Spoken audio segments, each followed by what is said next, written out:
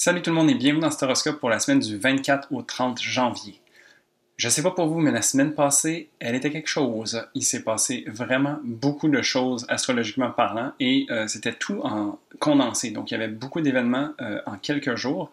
Et puis, je sais pas pour vous, mais moi j'ai vraiment l'impression qu'il y a eu un avant et après cette semaine-ci. Donc, si vous êtes là, je suis content de vous voir. Moi, c'est Gabriel, je suis astrologue et ensemble, je propose qu'on regarde un petit peu comment cette semaine va se dessiner pour nous dans le ciel. Donc, comme je disais, ça a vraiment été une semaine où il y a eu beaucoup de changements. On a eu, entre autres, une pleine lune assez intense en Cancer. On a eu Uranus qui est devenu direct. On a les nœuds lunaires qui ont changé de signe, donc qui sont maintenant rendus entre le Scorpion et le Taureau. On était en Vénus rétrograde, il y a eu Mercure rétrograde aussi, et le Soleil est rendu en Verseau. Donc, tout ça s'est passé la semaine dernière, ce qui fait en sorte que un petit peu la donne a complètement été changée. Tu sais, c'est vraiment, comme je disais, un avant-après. Cette semaine, ça va être un petit peu encore dans ce mouvement-là, donc on est encore en train de placer différentes pièces sur ce nouvel échiquier qui est disponible pour nous, mais je pense que ça va être beaucoup plus calme que ce qu'on a vécu la semaine dernière. Aussi, on amorce la fin de janvier, donc on est en train de terminer un petit peu tout ce travail réflectif qui nous prend depuis la mi-décembre déjà. Donc, on est en train de sortir, donc de transitionner tranquillement vers les mouvements directs qui vont se faire ressentir en février. D'ailleurs, si tu as envie de voir un petit peu février, comment ça va se passer pour toi, j'ai des vidéos sur ma chaîne qui vont parler du mois global et qui vont parler aussi des transits par ascendant. Donc, je t'invite à aller voir ça si ça t'intéresse de voir pour février. Sinon, cette semaine, donc quand même quelques mouvements, mais principalement la Lune va se déplacer entre le Scorpion, le Sagittaire et le Capricorne. Donc, on va regarder ça ensemble. Pour le lundi 24 janvier, on commence la semaine donc avec Mars qui sort du signe du Sagittaire et qui entre en Capricorne. Je crois que c'est un transit qui va faire beaucoup de bien parce que pas mal tout le mois de janvier, on a eu un Mercure en Sagittaire qui avait beaucoup d'énergie et beaucoup de volonté, mais qui se voyait être en carré la majorité du temps à Neptune, ce qui faisait en sorte que c'était difficile de savoir où est-ce qu'on s'en allait avec tout ça. On avait beaucoup d'énergie, mais peut-être un manque de direction. Ici, donc, on va avoir un Mars exalté dans le signe du Capricorne, ce qui veut dire que Mars va retrouver ses outils. Non seulement il va quitter le carré à Neptune, mais il va retrouver un petit peu aussi ses outils à lui et sa façon de voir les choses. Donc, on va avoir un Mars très capable et très engagé, très sérieux, rigoureux, discipliné, qui va nous aider, dans le fond, à concrétiser toutes les choses qui ont été mises sur la glace ou qui sont en réflexion depuis plusieurs semaines. Alors ici, c'est vraiment une des pièces importantes, je crois, pour la suite des choses, qui va nous aider à concrétiser, surtout dans l'énergie du Capricorne, qui est un élément de terre, de concrétiser, en fait, tout ce travail-là qui a été fait, et puis d'amorcer, en fait, l'engagement qu'on a envers soi-même pour la suite. Aussi, j'ai oublié, mais on débute la semaine avec la Lune en Balance. Donc ici, on a un aspect où est-ce qu'elle va être confrontée un petit peu à certaines peurs ou à certains blocages. Surtout au niveau relationnel, au niveau un petit peu de où est-ce qu'on se situe par rapport à l'autre. Nos valeurs toujours sont mises en question en ce mois de janvier. Et donc cette Lune en Balance fait un carré avec Pluton, ce qui fait en sorte qu'il y a peut-être certains défis qui viennent ressortir en fait de tout ce travail qui se passe en Capricorne à travers la rétrogradation de Vénus, le fait que Pluton soit là aussi. Donc, il y a beaucoup d'appels de ce côté capricornien qui vient faire affront un petit peu à cette lune en balance qui aimerait donc être un petit peu plus relax, posée, qui a envie d'harmonie, tout ça. Elle vient de confronter un petit peu à des changements assez importants qui se passent et donc c'est de savoir comment se positionner. Des fois, on a tendance à dire que la balance a de la difficulté à se positionner ou à faire des choix. C'est peut-être ici une façon que ça peut se faire ressentir et donc ça serait de voir vraiment comment est-ce qu'on peut prendre soin de soi, voyant un peu les choses qui nous sont amenées à vivre. Ensuite de ça, on termine la journée avec la transition de la Lune en Balance vers le signe du Scorpion. Alors ici, une Lune qui va se permettre de plonger en profondeur au fond de ses émotions, aller dans ses ressentis, dans ses tripes, et de regarder un petit peu où est-ce qu'on se situe. Là, les nœuds lunaires, comme je disais, ont changé de signe et la Lune va être co-présente avec le nœud sud. Ce qui fait en sorte que les lunaisons en Scorpion vont nous amener à nous détacher, à délaisser des choses qui ne sont plus nécessaires. Le nœud sud représente un peu le drainage, la fatigue, tirer vers le bas. C'est une énergie de baisse, si on peut dire. Et donc ici, la Lune en Scorpion va se voir être supportée d'une certaine manière à se délaisser de choses. Il y a beaucoup aussi cet appel à reconnecter avec qui l'on est à l'intérieur de soi. Il y a un appel à l'authenticité avec une Lune en Scorpion. Et donc, vraiment d'enlever des peaux, de faire en sorte qu'on se détache de choses qui, peut-être qu'on porte avec nous, qui ne sont plus nous aujourd'hui. Il y a vraiment ce travail qui nous est offert de faire. Et c'est à travers un peu ce dépouillement qu'on va pouvoir se permettre de vivre dans sa vulnérabilité, de vivre dans son authenticité et d'être vrai.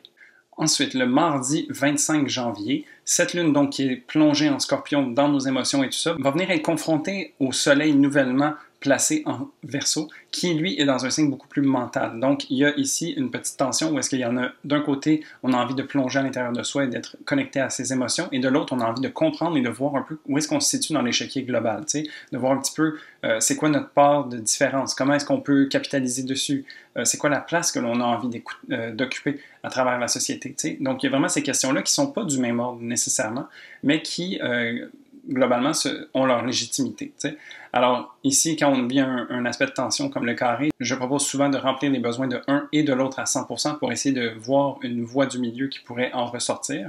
Et donc, de s'assurer de faire un travail intérieur serait important et de mise pendant ce début de semaine, mais aussi de ne pas oublier que ce travail que l'on fait pour soi va avoir des répercussions à travers les autres, à travers les gens qu'on va côtoyer, à travers la manière qu'on va avoir de s'exprimer aussi. Alors, c'est vraiment important, je pense, de faire et de s'offrir ce travail intérieur-là pour pouvoir rayonner sa différence et son unicité de l'autre côté. Et vice-versa, si on se permet de vivre sa différence et de reconnecter avec sa marginalité, peut-être que ça peut faire remonter des choses à l'intérieur de soi et ça serait de mise de les rencontrer, de les accueillir et de les accepter. Au-delà de ça, la Lune en Scorpion est supportée par beaucoup d'éléments qui se trouvent en eau. Donc ici, je parle des bénéfiques de Jupiter et de Vénus qui viennent aider à faire du sens en fait de cette quête de vérité qui l'habite et de voir comment est-ce qu'on peut remettre les pièces du puzzle ensemble. J'ai souvent mon dire aussi qu'on est un peu fragmenté en tant que personne. Tu sais, on est différentes personnes dépendamment de la situation et ici, à travers l'authenticité du Scorpion, on peut se permettre de peut-être venir recoller certains morceaux, de faire en sorte qu'on accepte d'être une personne qui a différentes façons d'agir ou d'être. Tu sais.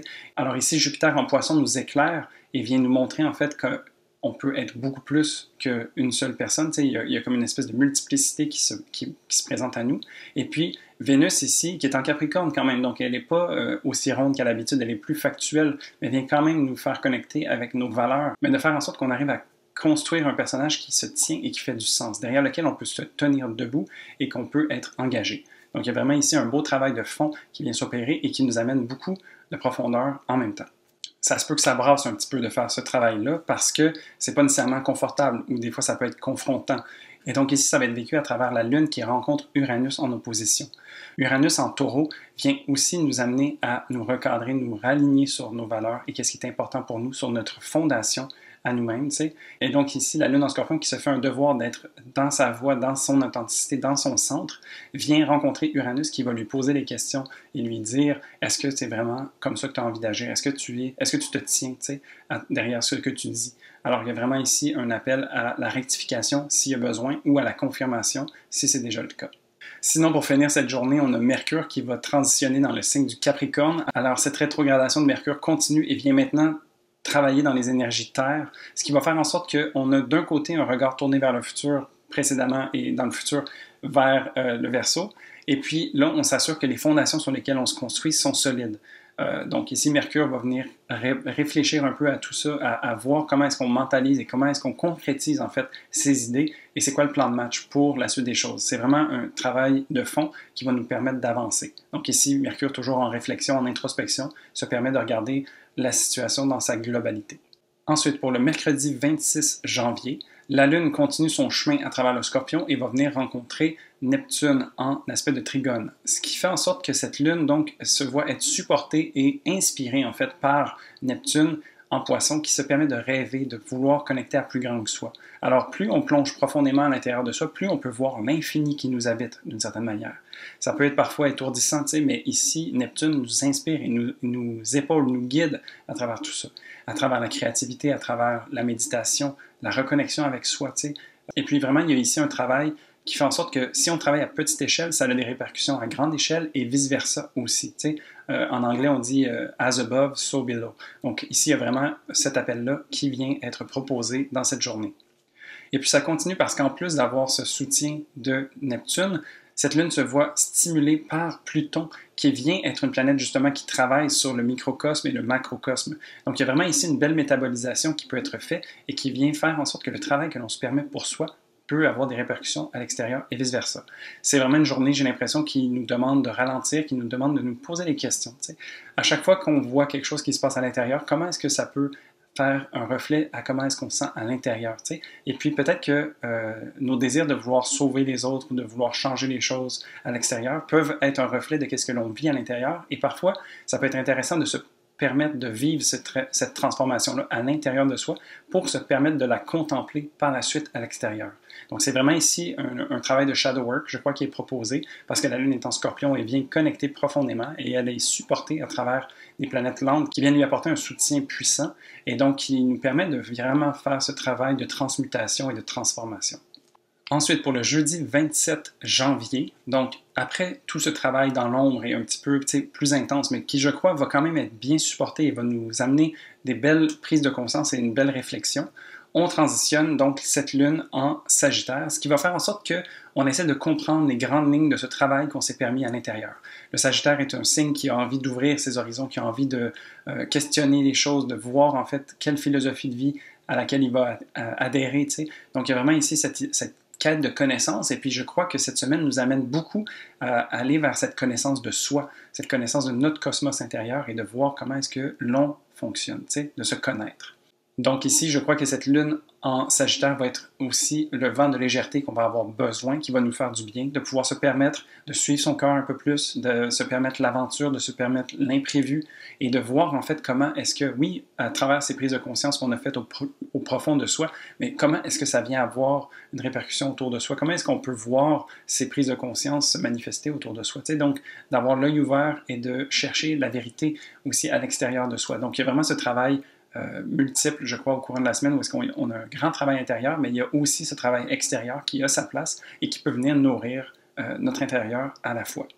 Et puis cette lune en Sagittaire va également être supportée. Donc il y a vraiment un certain passage plus aisé, comme je disais, comparativement à la semaine dernière, où est-ce que c'était l'empilage de choses qui se passaient.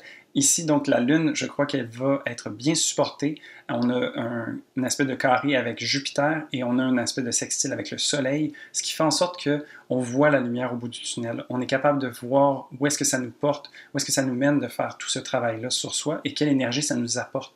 Donc ici, on a des opportunités de voir que le travail qu'on se permet à l'intérieur et que l'on vit à l'extérieur peut avoir une rayonnance autour de nous. On est capable de voir qu'on a des choses à apprendre des autres et que les autres ont potentiellement des choses à apprendre de nous aussi. Donc, dans cette saison du Verseau, comment est-ce qu'on peut être la meilleure personne, la personne la plus authentique, intègre et vraie par rapport à qui on est et comment est-ce que ça peut avoir son impact sur les autres? Je l'ai dit souvent dans différentes vidéos, mais le soleil en Verseau est vraiment un soleil qui travaille par osmose. Et donc, le travail qu'on se permet à l'intérieur et que l'on fait rayonner à l'extérieur peut vraiment avoir une répercussion sur les autres et faire en sorte qu'on a une espèce de travail collectif qui s'opère, une sorte d'osmose qui fait en sorte que si on se permet de faire ce travail sur soi, ça bénéficie aux autres et vice-versa. Ensuite, pour le vendredi 28 janvier, la réflexion continue, le voyage intérieur et extérieur continue d'évoluer. Et puis ici, c'est vraiment véhiculé par cette lune en Sagittaire, donc qui est très enjouée, excitée, qui voit le bon côté des choses et qui a envie de bouger, qui vient faire un aspect de carré avec Neptune.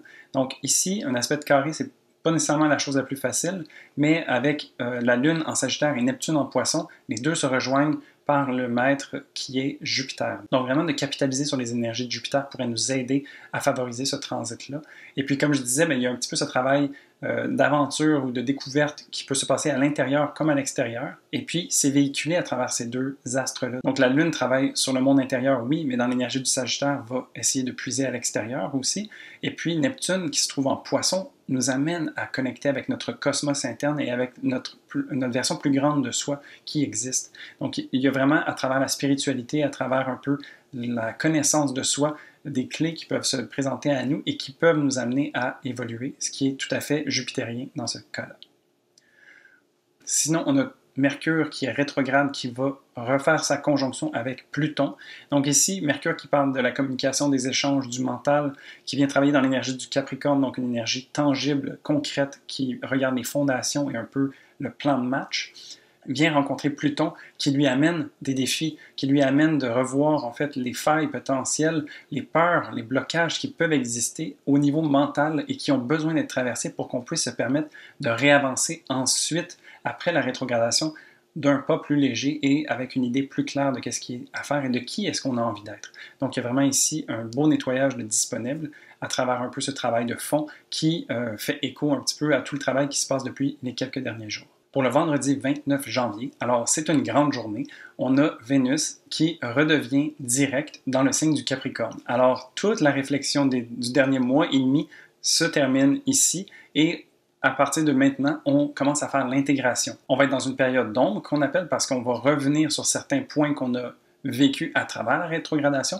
mais maintenant on y va d'un pas plus assuré, avec une certaine clarté, avec un travail, tu sais. Donc on a vraiment ici l'expérience de ces transits-là que l'on va revenir visiter à travers le mouvement direct. Donc le travail de Vénus rétrograde dans sa globalité n'est pas terminé, mais au moins Vénus se revoit bouger vers l'avant, ce qui va faire un certain déblocage et qui va nous amener une certaine légèreté. Je crois qu'à partir de ce moment-là, et puis février définitivement, il va y avoir un changement de ton. On est moins dans la réflexion, dans le lourd, on s'en va vers un peu plus de légèreté.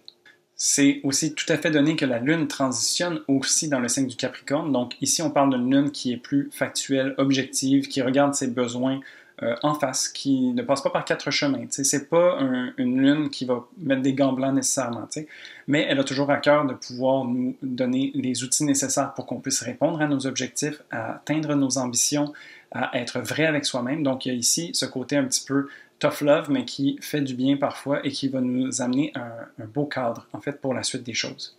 Et puis cette Lune en Capricorne va venir rejoindre Mars en Capricorne aussi et Vénus. Alors on vient connecter ici les réflexions qu'on a eues avec Vénus au niveau relationnel et puis on se permet d'agir avec Mars qui est maintenant rendu très capable et potent dans l'énergie du Capricorne. Donc ici j'ai l'impression que la Lune vient confirmer un petit peu ce déblocage que l'on va ressentir et à partir de ce moment-là, on entre d'autant plus dans une nouvelle énergie qui nous amène à vraiment concrétiser les choses auxquelles on a réfléchi depuis les dernières semaines. Et puis c'est une lunaison qui va sans doute être intéressante parce qu'elle reçoit des contacts de Jupiter et de Uranus en positif. Donc il y a vraiment ici une belle énergie, un bel enthousiasme, une belle électricité dans l'air. Donc il y a vraiment, c'est comme si on était en train de repartir la machine.